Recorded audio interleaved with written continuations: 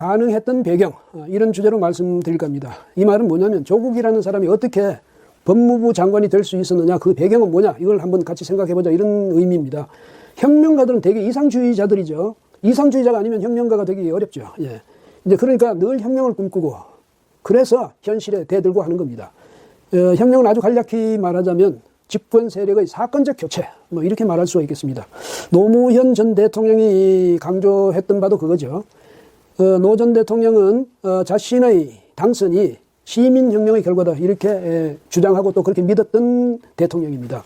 우리가 흔히 혁명이라고 할 때는 영국의 혁명, 또 미국의 독립혁명, 프랑스 대혁명, 러시아의 볼셰비키 혁명, 이런 걸 이제 이야기하죠. 주로 세계사적으로 보면 이제 그런 것이 대표적인 혁명이었다고 하겠습니다. 그런데 그것만이 아니고요. 만약에 주도자들, 그런 혁명을 주도했다는 사람들, 주도자들의 주장을 그대로 받아들인다면 지금도 곳곳에서 많은 혁명이 일어나고 있는 거죠. 이 사람들은 뭐 앞에서 말씀드렸던 그런 거창한, 거대한 그런 혁명이 아니라 아주 작은, 또 아주 제한적인 그런 변화를 주도해놓고도 스스로는 엄청난 변화를 주도해서 성공시킨 듯이 그렇게 자부하게 됩니다. 그리고 이제 혁명을 자신이 이끌었다, 이 위대한 혁명을 자신이 이끌었다, 이런 착각, 또 그런 환상에 빠지게 되는 거죠. 노 전 대통령은 시민혁명으로 자신과 자신의 정부가 지배 세력을 교체했다, 이렇게 주장하고 그것이 거듭되면서 확신을 하게 된 것 같습니다. 프랑스에 방문해서 뭐라고 했냐면 나는 혁명을 좋아한다, 특히 프랑스 혁명을 좋아한다, 이렇게 강조하기도 했거든요.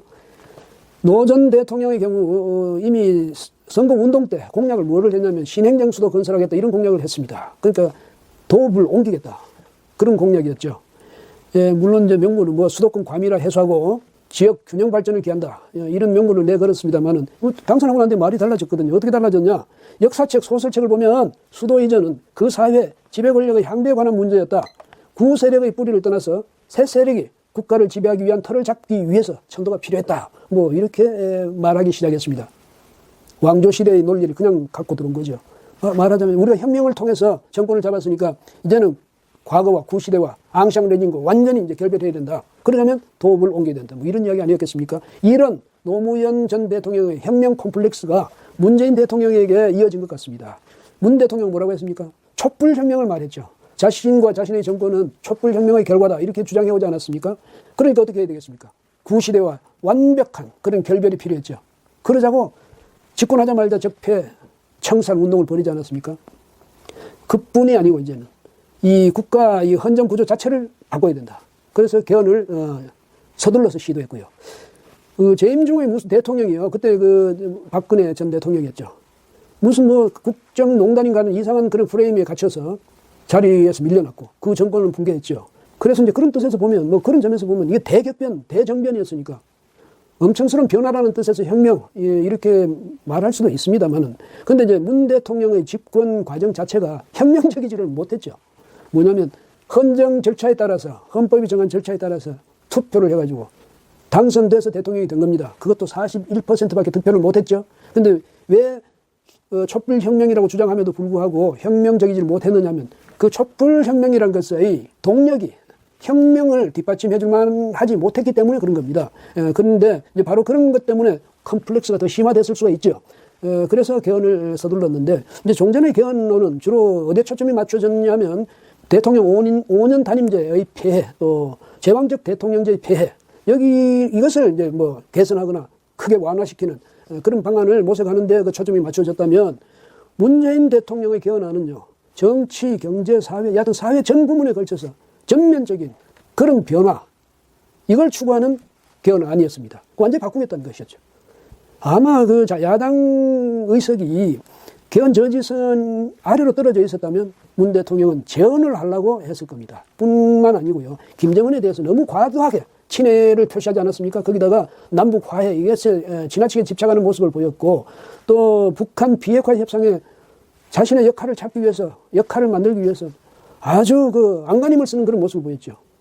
이것도 말하자면 혁명 정부로서의 그 면모를 과시하기 위해서는 이런 엄청난 변화도 필요하다는 것을 보여주기 위해서 그랬던 것 아닌가, 이런 생각이 듭니다. 문제는요, 혁명을 내세우고 또 구시대를 청산하자 이러는데 동원된 인재라는 사람들이 혁명의 이미지와 너무 안 맞는 사람들이었어요. 그런 사람들 많지 않습니까? 그 인사청문회 때마다 얼마나 많은 그런 말썽이 빚어졌습니까?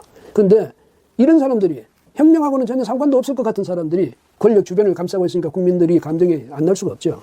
그 말끝마다 말이죠. 무슨 저소득층 또 사회적 소외계층 이 사람들을 배려하고 염려하고 이래야 된다고 떠들던 사람들. 그러면서 가진 자들에 대해서 무한 저주를 퍼붓던 사람들이 알고 봤더니 강남 좌파들이 많다는 것 아니겠습니까?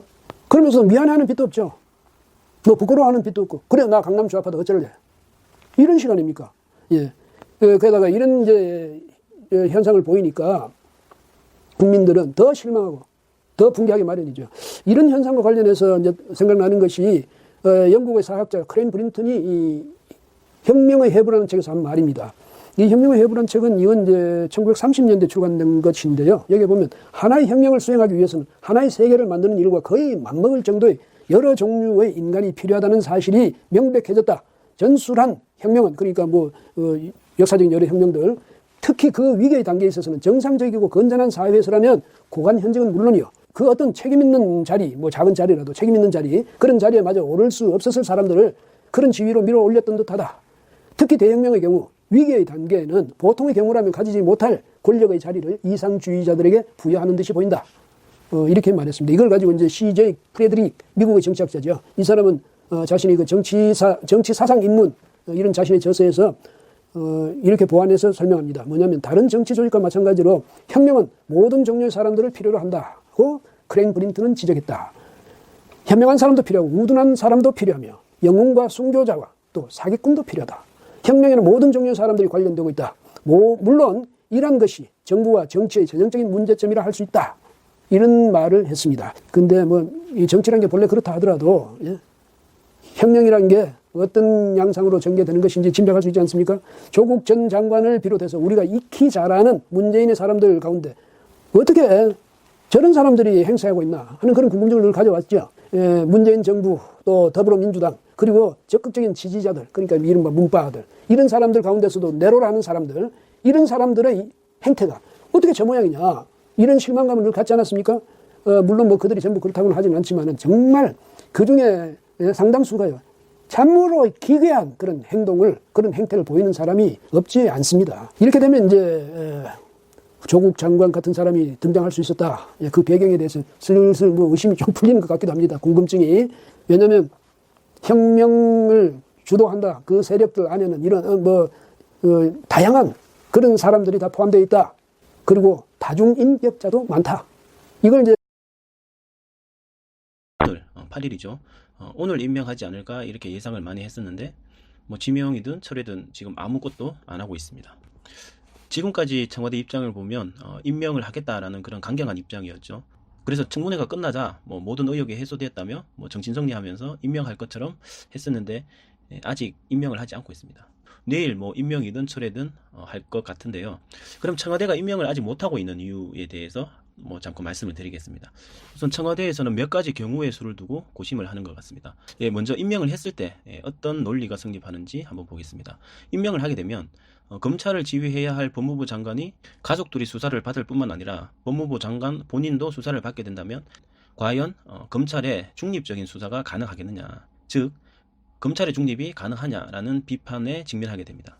그래서 검찰에서 법무부 장관이 지휘관이죠. 법무부 장관을 수사한다는 게 부담스럽지 않겠냐, 과연 공정하고 중립적인 수사가 가능하겠냐, 이런 여론이 일어나게 되겠죠. 그러면 검찰의 중립을 보장할 수 없기 때문에 특검으로 가야 된다, 이런 특검 여론이 크게 일어날 수가 있습니다. 그래서 지금 야당에서도 만약에 임명을 강행하면 특검을 하겠다 이렇게 얘기를 하고 있죠. 야당은 분명히 그럴 겁니다. 법무부 장관을 검찰이 중립적으로 수사할 수 없다, 그래서 특검으로 가야 된다, 이런 주장을 할 것이고 이 논리가 국민들에게 꽤 설득력 있게 들릴 겁니다. 그래서 야당은 계속 특검을 압박할 것이고 그렇게 되면 윤석열은 검찰의 중립성을 보여주기 위해서 조국이나 가족과 관련된 그 수사에 있어서 큰 것을 국민들에게 보여줘야 되죠. 그런데 이게 딜레마인 게 조국이나 가족에 관련된 큰 범죄가 밝혀지게 되면 또 야당은 조국은 사퇴하라, 그렇게 공세를 할 것이고 그러면 조국은 사퇴하고 검찰 수사를 받다가 구속될 수도 있다는 거죠. 그리고 다른 경우에 봤을 때 만약에 검찰이 큰 것을 내놓지 않고 수사를 허지부지 해버리고 의혹을 밝히지 않는다면 야당의 특검 공세가 총선까지 이어져 가지고 선거에 영향을 끼칠 수가 있습니다. 그래서 이렇게 조국을 임명하게 되면 딜레마에 빠지게 되죠. 그렇기 때문에 청와대나 민주당 입장에서 지명을 철회해가지고 조국에 대한 수사를 특검까지 가지 않고 검찰선에서 마무리 짓게 할 것이냐, 아니면 갈 때까지 가보자는 심정으로 임명을 해버리고 야당의 특검 공세에 대응하면서 사태를 지켜볼 것이냐, 이것을 판단하고 있는 것 같습니다. 그리고 또 다른 측면에서 보면 여론이 워낙 안 좋으니까 임명했을 때 여론이나 이해득실을 살펴보고 있을 것이고, 임명을 하지 않았을 때 이해득실을 면밀히 예측하고 분석을 하고, 그래서 피해를 최소화하는 방향으로 결정을 하기 위해서 좀 더 신중하게 상황을 보고 있지 않나, 그래서 결정이 늦어지고 있다, 뭐 이렇게 생각하고 있습니다. 그리고 마지막으로 청문회 끝나자마자 바로 임명을 해버리면 여론을 무시한다는 비판을 받을 수 있기 때문에 여론을 경청하는 척, 신중한 척, 이렇게 시간 끌기용으로 임명을 늦추고 있다, 뭐 이렇게 볼 수도 있습니다. 그리고 혹시나 만약에 내일 발표를 하지 않는다면 추석 민심이 무서워서 추석 지나고 임명할 가능성이 있고, 내일 발표하지 않는다면 99% 임명하겠다는 뜻으로 볼 수 있습니다. 저는 개인적으로 내일 9일이죠. 내일 임명을 할 것 같습니다. 왜냐하면 민심보다 자신들의 어떤 이념이나 이런 사상이 더 중요한 사람들이기 때문에, 또 잘못을 거의 인정을 안 하지 않습니까? 그런 뻔뻔함이 있기 때문에 임명을 강행할 것 같다, 저는 그렇게 생각합니다. 그리고 만약에 조국이 임명되면